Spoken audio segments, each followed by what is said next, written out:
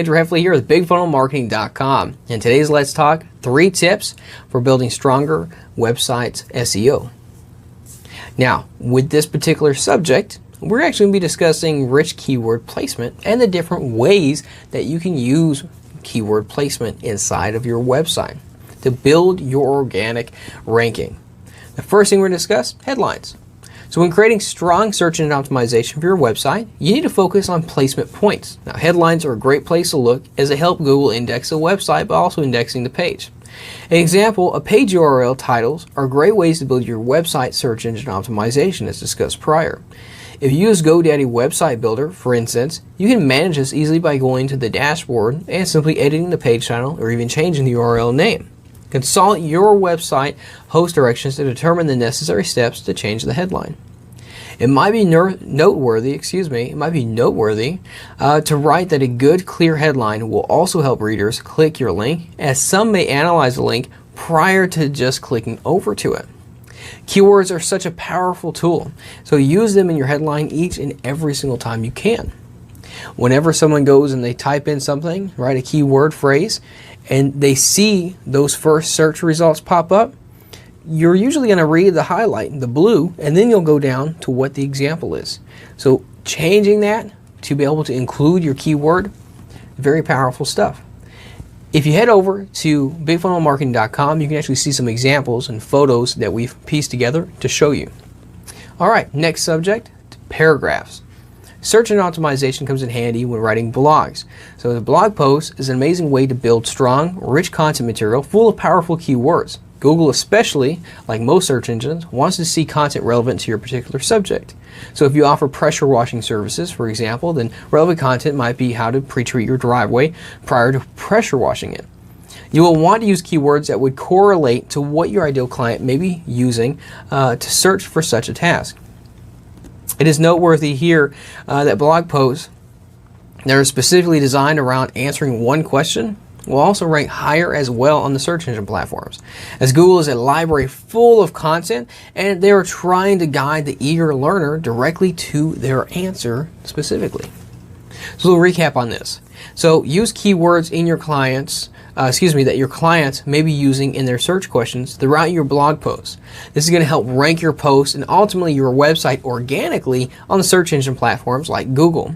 And again, this is all about, these are tips and tricks of how to raise your search engine optimization organically. Now, alternative phrasing, next subject. Alternative phrasing is a super easy one to discuss, and let me just make mention, if you follow all the steps in the previous section titled paragraphs, the only difference is you're going to be using alternative keywords. An example here is if you sell cat products on your website, you may want to use a keyword like cat scratcher, right, in your blog post.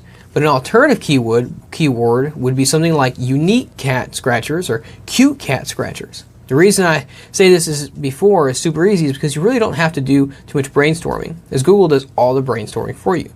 Literally, if you go to google.com and you go to the search bar and say an example about the cat scratchers, you type in cat scratchers.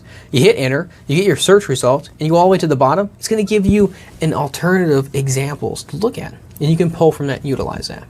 So as you can see, Google is going to make this super easy for you, okay? You go down to the bottom and you can grab any of those. It's just a fantastic tool, and those are keywords that are like the next best ones. Now, you'll have some great options to choose from. And the best part, your page won't have to fight as hard to get ranked using those other keywords. I'm sure you already know what that means. Higher ranking pages, more visitors, and potentially more money. Now, branded keywords. So what is branded keywords? I have to take a second here, and I just want to say and express that I'm super excited about this topic, because as short as it is and simple as it to discuss, I just love branded keywords, and the reason is simple, because it's fun. Naturally, it's only as fun as you allow it to be, of course, but when you think of it, naturally, it's only as fun as you allow it to be, of course, but when you think of it like starting mini businesses. Each little brand keyword will allow you to have almost like their own presence that all tie back to your main website. Google will index your branded keywords, and when it does, no one else should be using them, so they will rank on the first page and higher on that page too. This is super powerful when building search engine optimization for your website. See, branded keywords are copyrighted phrases or words that you create specifically for your business and its processes, systems, packages, and or steps. You kind of see where I'm going there with that. Here's an example of branded keywords. So example, so like at bigfunnelmarketing.com, for instance, we use a phrase called social media web. Now, nowhere else does this particular phrase come into play, the social media web. So when we discuss it online, Google has indexed accordingly. And when you search that keyword or something similar, we will rank on page 1 and sometimes number 1. Because we specialize in that and have that, it's associated just with us. So an easy way to create a branded keyword for you is to think of any wording or phrasing you currently use that is unique to your business. See what it is being used in reference to and maybe adding another word to it. So here's an example, just throwing out crypto funnels, right? Allegiance degree. These are just some funny words I threw together and thought of on the spot, but that's kind of a way to go about it. So grab a pen and a piece of paper and start writing down words you use now and services you offer, and see if you can slice some of them up and put them together and create a new. Now, why you need to create content around something like this, as mentioned above, is that, as mentioned above, this is all about increasing your page's ranking on Google, and as mentioned before, this is all about raising your presence on Google presence. As mentioned before, this is all about raising your website presence on Google search, right? It's about your business and its branding and finding these different ways, unique ways to create opportunities to build those results. Now, alternative niches. Alternative niches, aka what I call alt niches, are niches that aren't your own, but you can write content about that particular niche, and you could link back to your own niche. So here's an example of alt niches. An example would be, like, for instance, you own a window cleaning business, but want to talk more about a topic on mold growth in walls. Alternative niches for this would be mold prevention, perhaps. So you may need to create content around alternative niches, and here's where it becomes useful. You start talking about mold prevention services, then you can tie into that in how. Here's how it becomes useful. You start talking about mold prevention services, then tie in how properly maintaining your windowsills is a great and a cost-effective way to prevent mold growth inside your walls around your windows, as routine window cleaning can aid in maintaining and sealing those windows. This is going to be able to cause preventative measures that's going to help prevent water from getting through your frames and end up saving you hundreds, even thousands of dollars in repair bills. So when you create a simple yet effective blog post in an alternative niche, you can create an opportunity for your content to be shared, thus creating another organic backlink for your website and another bridge for more visitors to travel on, ultimately having the chance to make more money. Now, one of the last things I want to discuss is images. All right, it's a little bonus thing here. So images and the power of Google, and basically what I'm here to say about this is, as you may have seen, I've used images in my blog posts. If you visit my blog posts, you'll see I make my own little images and put it on there. And anyways, if someone were to visit my website and to click on those images, I put a hyperlink in there. So that's going to take them over to a contact form. But using photos, for instance, of your last meal isn't the type of photo that you want to use. It's not the kind of photos we're talking about. Even if that meal is super savory and you want to focus on using images that are unique and serve a purpose, but that particular thing, unless you have something to do with, a chef or products around that, you might want to stay away from that. So if you're a pressure washing company or chiropractor, probably not good to do that. Leave that for your personal Instagram page. But things we're talking about are like graphs and product photos, even maps. There's plenty of other ideas, but there are just a few ideas there to consider.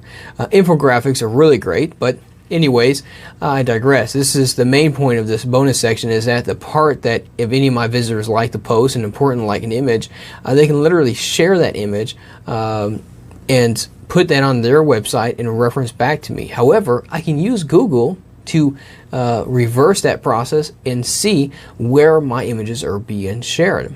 Now, I've actually, if you go to bigfunnelmarketing.com and you go to the website, I got a nice little link in there, a little backlink to another website that's going to show you that whole process and breaks it down.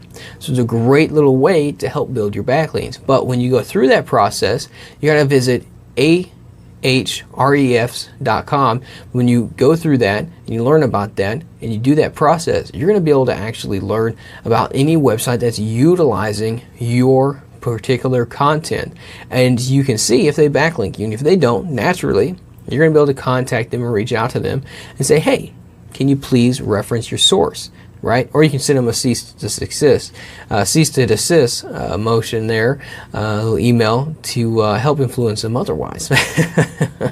but in all honesty, it will allow you to be able to utilize that and take care of that. So you can make sure you're being credited for it and you're getting your natural backlinks to help drive your traffic. And you need to be able to do that for the work you put into it. Now, again, I advise you to take a look at bigfunnelmarketing.com and read through the blog that we've discussed here today. There's a lot of resources on there, some documents on there you're going to be able to have access to, and some templates. And so definitely check that out. All right, guys, so that's our video for today. That's our Let's Talk.